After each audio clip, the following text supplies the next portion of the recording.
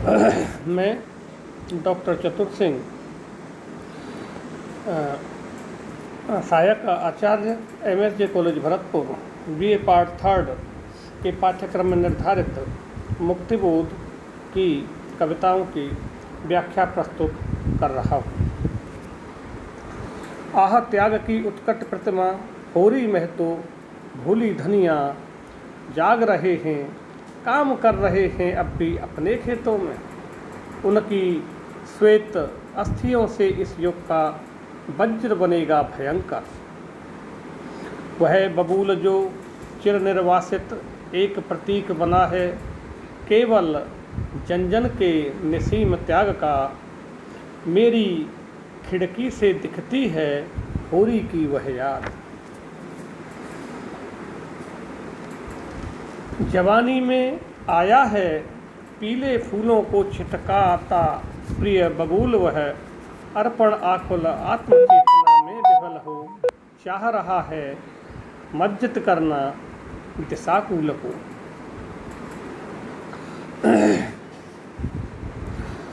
ये पंक्तियाँ मुक्तिबोध की प्रसिद्ध रचना बबूल से ली गई हैं। कवि ने बबूल को शोषित पीड़ित जन का प्रतीक बताकर उसके त्यागमय जीवन की ही, उसके त्यागमय और कष्टमय और श्रमशील जीवन की उसकी प्रशंसा की है। कवि कहते हैं, आह त्याग की उत्कट प्रतिमा, होरी महतो भूली धनिया, जाग रहे। कवि कहते हैं कि होरी धनिया महतो आदि जितने भी प्रतीक पात्र हैं, वे समाज में श्रमनिष्ठ निम्न वर्ग के प्रतिनिधि हैं। उनके उत्कट त्याग का परिचय इनके निरंतर काम करते रहने में मिल जाता है। ये लोग त्याग की साकार प्रतिमा हैं, काम कर रहे हैं अब भी अपने खेतों में।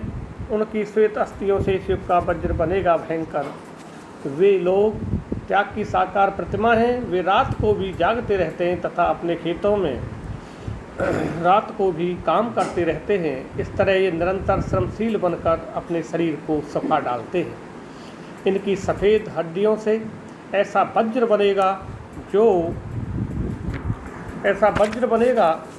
जो इस शोषणकारी युग के, इस पूंजीवादी सामंतवादी व्यवस्था के भयंकर विनाश का कारण बनेगा।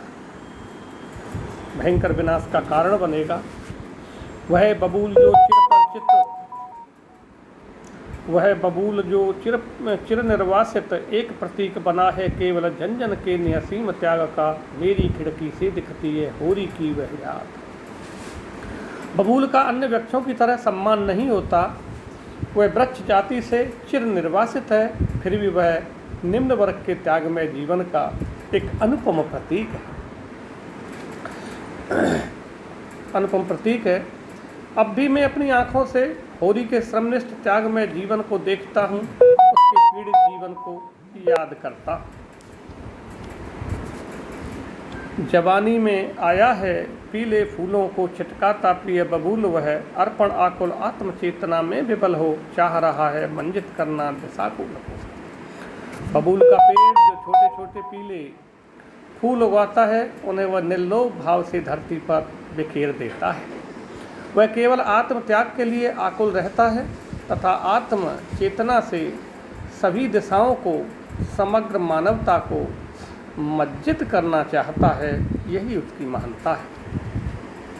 कवि ने प्रेमचंद के प्रसिद्ध उपन्यास गोदान के प्रमुख पात्रों को यहाँ श्रमिक कृषक वर्ग का प्रतीक बताया है। ये होरी धनिया, ये पात्र उनके गोदान से लिए गए हैं। इसमें कवि की सामाजिक चेतना, मानवतावादी चिंतन की अभिव्यक्ति हुई है।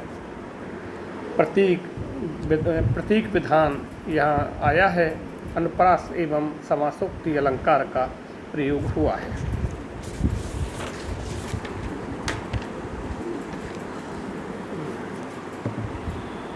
उन्हें युद्ध की ही करने दो बात, चाँद की बात हम करें, सूत्र निकालें, गणित जमाएं, अज्ञातों को ज्ञात हम करें, फिर उन ज्ञातों से अगले सब अज्ञातों तक ऊंची निस्रायणी लगाएं, भव्य सातवें मंजिल के सपनों तक ले जाएं। सोपानों को सपनों तक ले जाएं, सपनों की ऊंची मंजिल पर जीवन कार्यालय में करें सुरक्षित भविष्य। ये जो पंक्तियाँ प्रस्तुत की गई हैं, ये पंक्तियाँ अज्ञेय से ली गई हैं, किंतु ये बबूल कविता की नहीं है। ये उन्हें युद्ध की ही करने दो बात नामक कविता से उद्धृत की गई है। कवि विश्व शांति के पक्षधर लोगों को लक्ष्य करते हुए कहते हैं, जो लोग युद्ध की ही बात करते हैं उन्हें करने दो। हम तो विश्व शांति के पक्षधर हैं, इसलिए हम चांद की बात करें। उन्हें युद्ध की ही करने दो बात, चांद की ही बात हम करें। सूत्र निकालें, गणित जमाएं, अज्ञातों को ज्ञात हम करें। हम तो विश्व शांति के पक्षधर हैं, इसलिए हम चांद की बात करें। हम ऐसे सूत्र निकालें, ऐसा गणित जमाएं, जिससे हम अज्ञातों एवं सृष्टि के जो रहस्य हैं उनको जान सकें। फिर उन ज्ञातों से अगले सब अज्ञातों तक ऊंची निस्रायणी लगाएं, भव्य सातवें मंजिल के सपनों तक ले जाएं। फिर हम उन आविष्कारों के सहारे और भी अज्ञात एवं रहस्यपूर्ण बातों को परखने का प्रयास करें। परीक्षणार्थ ऐसी द्रोणिका लगाएं जो हमें सातवीं मंजिल की ऊंची सीढ़ियों तक ले जाए, भव्य सातवें मंजिल के सपनों तक ले जाए। सोपानों को सपनों तक ले जाए, सपनों की ऊंची मंजिल पर जीवन कार्यालय में करें सुरक्षित भविष्य। हम प्रगति हेतु सीढ़ियाँ चढ़ते रहे, वे सीढ़ियाँ हमें हमारे सपनों तक ले जाएं। उन सपनों की ऊंची मंजिल पर हम ऐसा कार्यालय स्थापित करें जिसमें हमारा जीवन सुरक्षित रह सके। कवि ने प्रगतिवादी एवं मानवतावादी चिंतन यहाँ व्यक्त किया है। कवि यहाँ युद्ध के खिलाफ हैं, युद्ध के विपरीत हैं और विश्व शांति के पक्षधर हैं। कवि ने वैज्ञानिक आविष्कारों का दुरुपयोग करने वालों पर आक्षेप किया है। शब्दावली तत्संप्रधान एवं प्रतीकात्मक है।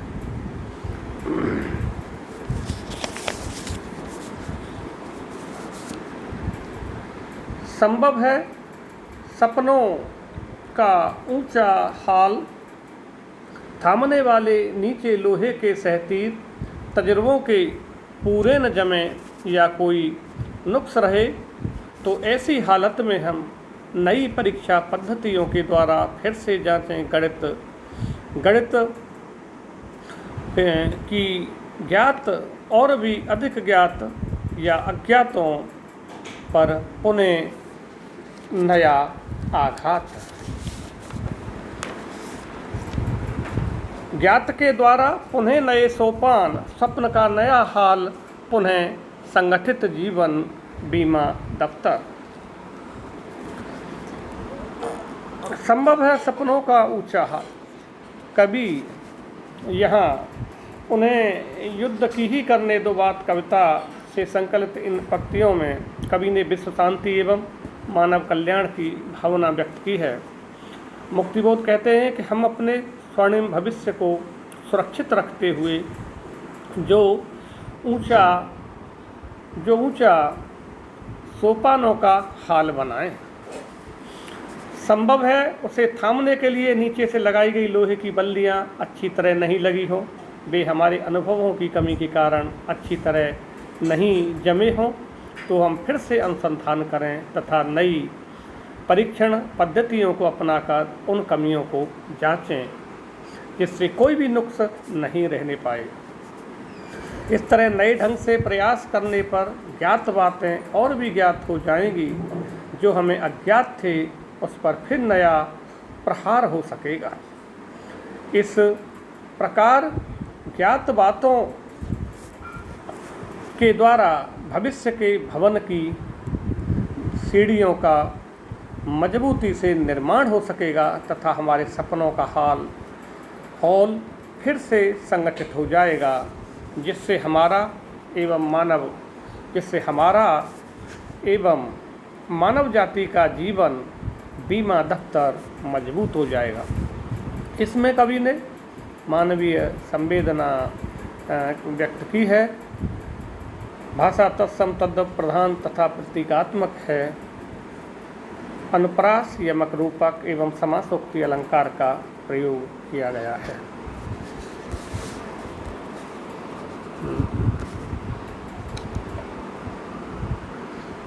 नया लिफ्ट बिजली का ऊपर से नीचे तक सतत चलाएं, उन्हीं को अपने सपनों में करने दो, उनको अपने भव्य सांस्कृतिक भवनों पर रो रो मरने दो, उन्हें युद्ध की ही करने दो बात। युद्ध नामक कविता से यह पंक्तियाँ उद्धृत की गई हैं। उन्हें युद्ध की ही करने दो बात कविता से उद्धृत की गई है। इसमें युद्धोन्माद से ग्रस्त लोगों एवं शक्तिशाली देशों पर आक्षेप किया गया है।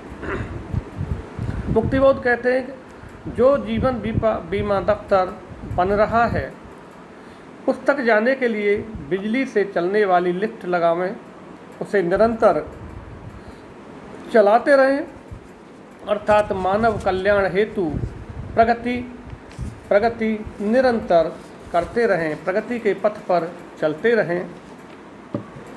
उन्हीं को अपने सपनों में करने दो, उनको अपने भव्य सांस्कृतिक भवनों पर रो रो मरने दो, उन्हें युद्ध की ही करने दो। परंतु जो लोग विनाशकारी उपकरणों का आविष्कार करने में अपनी बुद्धि का दुरुपयोग कर रहे हैं, उन्हें ऐसा करने दो, उन्हें अपने भव्य सांस्कृतिक भवनों में रो रो कर मरने दो। वे स्वयं मरते रहें और युद्ध की ही बात करते रहें। इसमें कवि का प्रगतिवादी एवं मानवतावादी दृष्टिकोण प्रकट हुआ है।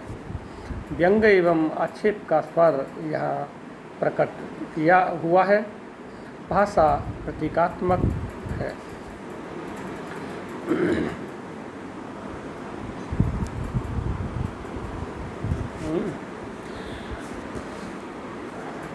यह ब्रह्मचक्र दृढ़ है, उसकी अनिवार्य प्रगति की अरा तुम्हारे हाथ मित्रों, फटे हाल रहकर भी मिट्टी भरे बाल रख पर भी दिए चलो सहचारी को विचार की जीवन धुरा, तुम्हारा लंबा साथ हृदय को रोमिल करता रहे कि सबसे मिलता चलता रहे।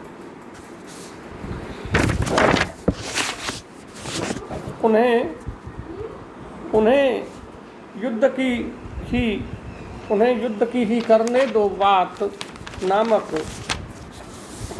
कविता से उद्धृत इन पंक्तियों में कवि कहते हैं, विधाता द्वारा रचित सृष्टि या मानव जगत की प्रगति का पहिया निरंतर बढ़ता रहे, इसके अरे मजबूत बने रहें, यह कार्य तुम्हारे हाथों से ही हो सकता है। मित्रों, फटे हाल रहकर भी मिट्टी भरे बाल रखकर भी तुम प्रगति के पहिए को गति देते रहो, इसे आगे बढ़ाते रहो। इसके लिए जीवन की धुरी की ज़रूरत रहती है, संगठित होना भी जरूरी है। इस कार्य के लिए तुम्हारा लंबा साथ अनिवार्य है। इससे हृदय को हर्ष भी होता है और इस बात की प्रसन्नता भी रहे कि सब लोग परस्पर मिलजुल कर विश्व कल्याण का कार्य करने में जुटे हुए हैं। कवि ने मानव समाज कल्याण, विश्व कल्याण एवं प्रगति की कामना के लिए पहिए का प्रतीकात्मक प्रयोग किया है। अनुप्रास, यमक, रूपक, काव्यलंकार आदि अलंकार प्रयुक्त हुए। भाषा तत्संप्रधान तथा भावानुरूप है। आज इस वीडियो में आज के लिए इतना ही। इसके आगे के छंद अगले वीडियो में प्रस्तुत किए जाएंगे। धन्यवाद।